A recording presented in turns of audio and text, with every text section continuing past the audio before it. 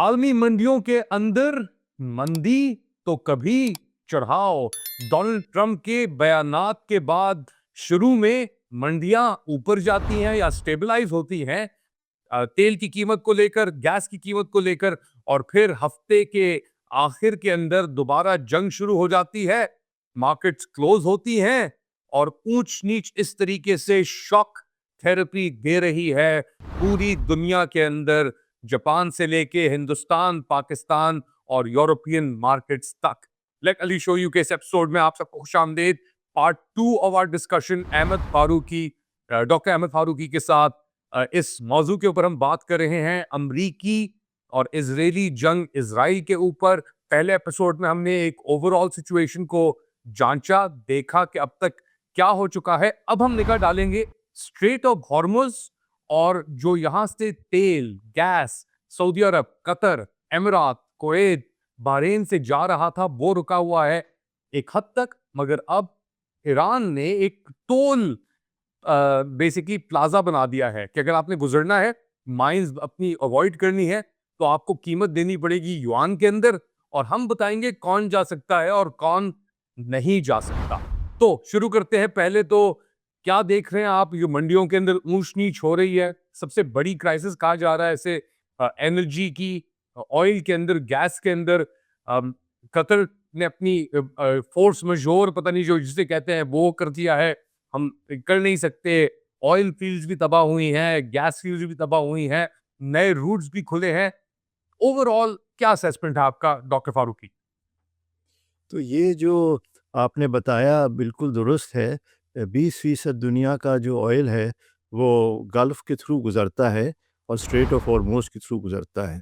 और एलएनजी का जहाँ तक के ताल्लुक़ है, जो नेचुरल गैस है लिक्विफ़ाइड फ़ॉर्म में, क्योंकि दूसरे फ़ॉर्म में तो आसानी से ट्रांसपोर्ट नहीं होती, उसका कतर से जो है निकलता है, वो भी बहुत लार्ज परसेंटेज है। और पाकिस्तान जैसे मुल्क को अगर आप देखें, तो जितना मैंने देखा है, तो 90% उनकी जो एलएनजी है वो कतर से आ रही है। तो वो बंद हो गई है इसकी वजह से, बहरान की वजह से। और फिर फर्टिलाइज़र भी एक तीसरी चीज़ है जो वहाँ से आता है, वो भी बंद हो गया है। तो ये 3 commodities, crude oil, liquefied natural gas और फर्टिलाइज़र, ये तीनों जो हैं इम्पैक्टेड हो रहे हैं। और उसकी वजह से अब आप सोचिए कि फर्टिलाइज़र का इस्तेमाल किन चीज़ों में होता है, उसका एग्रीकल्चरल प्रोडक्शन में होता है, खाने की प्रोडक्शन में होता है।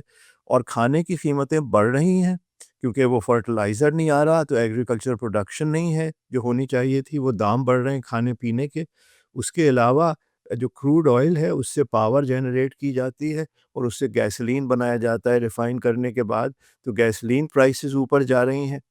ये सब मिला-मिलू के एवरेज कंज्यूमर की पॉकेट बुक को हिट कर रहे हैं। और ये वो कॉस्ट है जो कोई कैलकुलेट इस वक्त नहीं कर रहा है, वो सिर्फ फ़ौज के ऊपर जो अमेरिका का खर्चा हो रहा है उसको कैलकुलेट कर रहे हैं। और वो भी बताया जा रहा है कि 1 बिलियन से 1.5 बिलियन रोज़ाना खर्च हो रहा है, लेकिन वल्लाह आलम उससे शायद ज़्यादा ही होगा। वो तो सिर्फ फ़ौज का खर्चा है। लेकिन जो अमेरिका में आप देखिए अगर, तो पेट्रोल के दाम बढ़े हैं, वो कम नहीं हो रहे हैं। जो $5.5 से कम होते थे, अब वो $6.5 हो गए प्रीमियम गैस के पर गैलन। अच्छा, फिर क्रूड ऑयल की जो प्राइसेस हैं वो 40 से 50% बढ़ी हैं। अच्छा, फिर वो कम हो गई, जैसे आपने बताया ना, जब इन्होंने ये 5 डे पॉज़ का ऐलान किया तो एकदम से स्टॉक मार्केट भी ऊपर आ गई। तो उसको कहा जाता है कभी खुशी और कभी गम। तो लोगों को बुद्धू बनाया जा रहा है, बेवकूफ़ बनाया जा रहा है। और कुछ लोग ये भी थियरी एडवांस कर रहे हैं कि इससे जो स्टॉक ब्रोकर्स हैं वो पैसे बना रहे हैं। मतलब वो भी एक सिलसिला चल रहा है, जो कैपिटलिज्म की खसूसियत है कि मार्केट का फ़ायदा उठाओ। तो कुछ लोग तो कह रहे हैं ये जानबूझ के किया जा रहा है, क्योंकि कुछ लोगों के पास एडवांस नॉलेज है कि ये होने वाला है, तो वो स्टॉक्स को सस्ता ख़रीद रहे हैं और फिर जब वो ऊपर चढ़ जाते हैं तो उसको बेच रहे हैं। वो भी मुनाफ़ाखोरी हो रही है। लेकिन जो एवरेज पर्सन है, जो औसत इंसान है, उसके ऊपर इस वक़्त कोई पॉज़िटिव इफ़ेक्ट नहीं है। और उनकी आप पॉपुलैरिटी रेटिंग्स को देखें, जैसे मैंने पहले एपिसोड में बताया था, वो इतनी क्यों गिर गई हैं? वो इसी के लिए गिरी हैं कि लोगों की पॉकेट बुक में, अच्छा, ओपिनियन पोल्स इतने ख़राब हैं कि अगर कोई और सियासतदान हो, जिसको पता है कि नवंबर में इलेक्शंस आ रहे हैं, मिड टर्म इलेक्शंस, वो फ़िक्रमंद हो।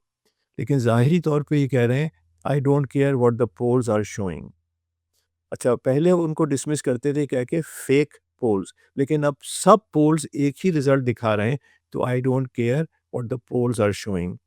अ, इस वक़्त मुझे लगता है कि उनको नींद मुश्किल से आ रही होगी, जो जो इन्होंने जंग को शुरू किया है। अच्छा, दूसरी तरफ आप गौर कीजिए, ये लोग तो शायद अगर पाकिस्तान में वाक़ई कुछ सेटलमेंट होता है, तो वॉर को रोकने का सोच रहे हैं, लेकिन नेतन्याहू ने तो कह दिया है कि ये जंग रुकी नहीं है और जारी रहेगी। अच्छा, अगर इनका सीरियस होता रोकने का, तो ये मरीन्स को क्यों भेज रहे हैं? और 101st एयरबोर्न डिवीज़न जो इनका वैनगार्ड है ऑफेंसिव वॉर का, उसको क्यों भेजा जा रहा है? ये सब दिखावा है। अगर दिखावा भी है तो खर्चा कौन बर्दाश्त करेगा? खर्चा तो बहुत होगा और वो एवरेज टैक्स पेयर की पॉकेट को हिट करेगा। तो फाइनेंशियली और इकोनॉमिकली ये सिर्फ क्रूड ऑयल का क्राइसिस नहीं है।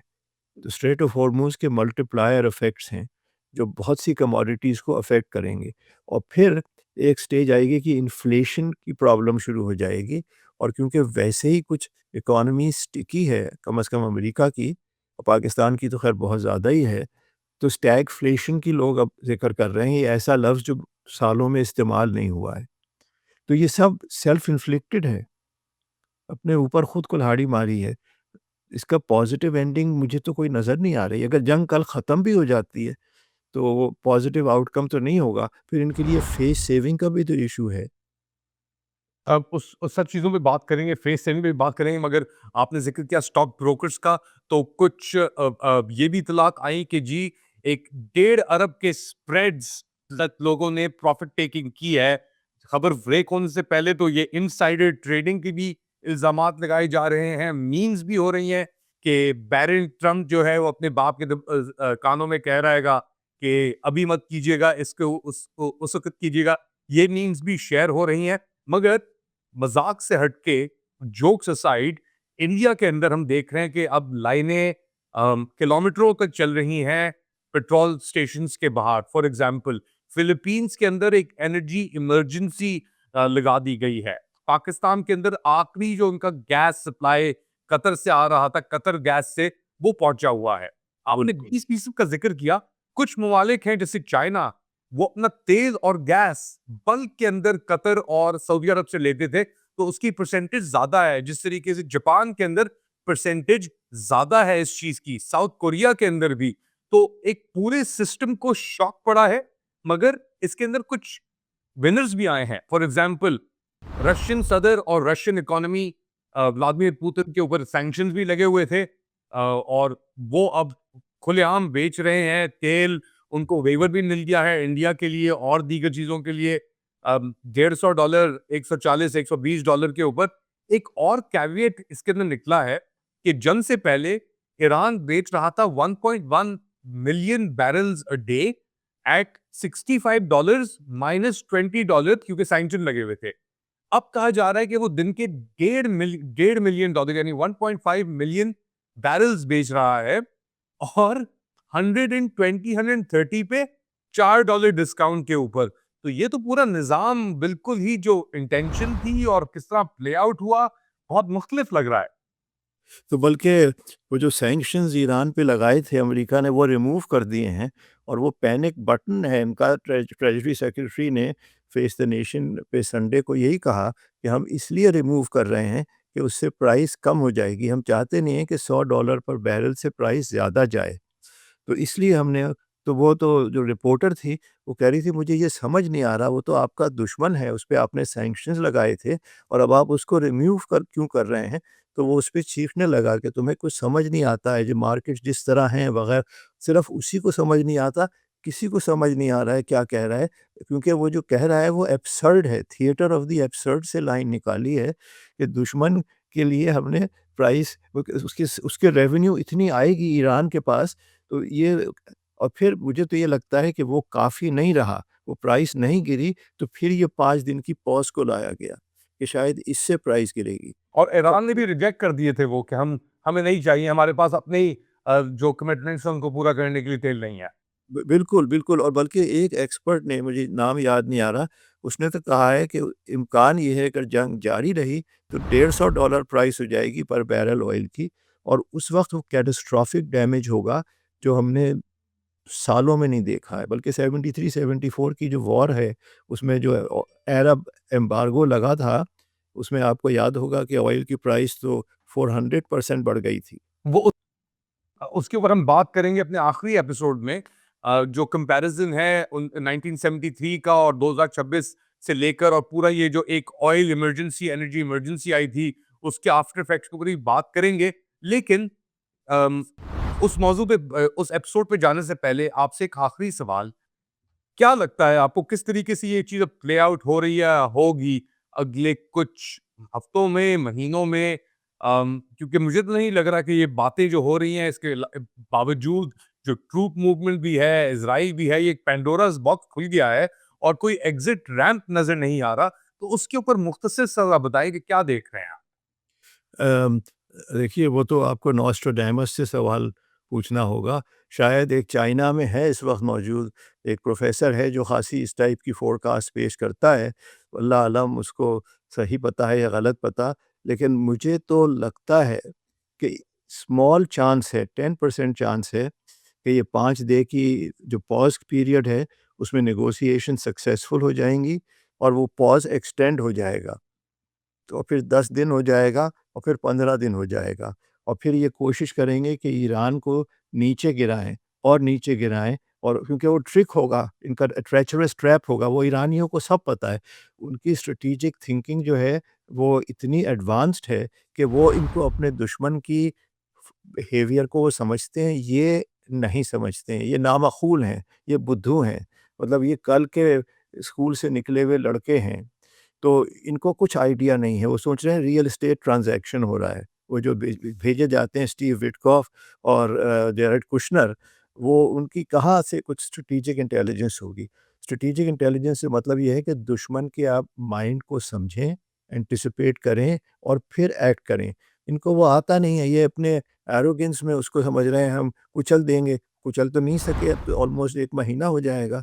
तो मेरे ख़्याल से इनके लिए फेस सेविंग एग्ज़िट मुझे नज़र नहीं आ रही, और फिर ये गुस्से की तरह, चीते की तरह छलांग मारेंगे जितने भी एयरफ़ोर्स, सॉरी, 101st एयरबोर्न डिवीज़न है, मरीन्स हैं, और वो जो खर्ग आइलैंड है, जो अड्डा है ऑयल का, एक्सपोर्ट्स का, उस पे वो घुस जाएँगे। वर्स्ट केस है वो।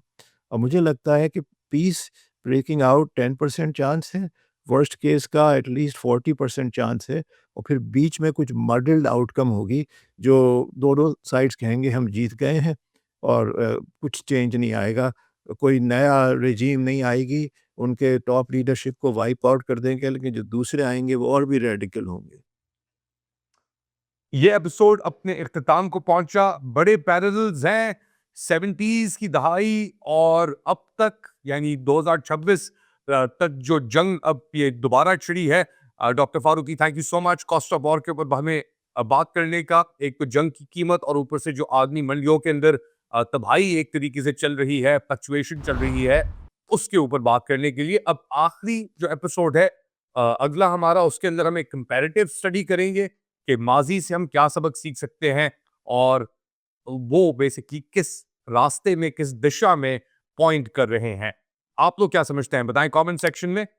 थोड़ी देर बाद दोबारा हाजिर होऊंगा डॉक्टर अहमद फारूकी के साथ। तब तक के लिए अल्लाह हाफिज।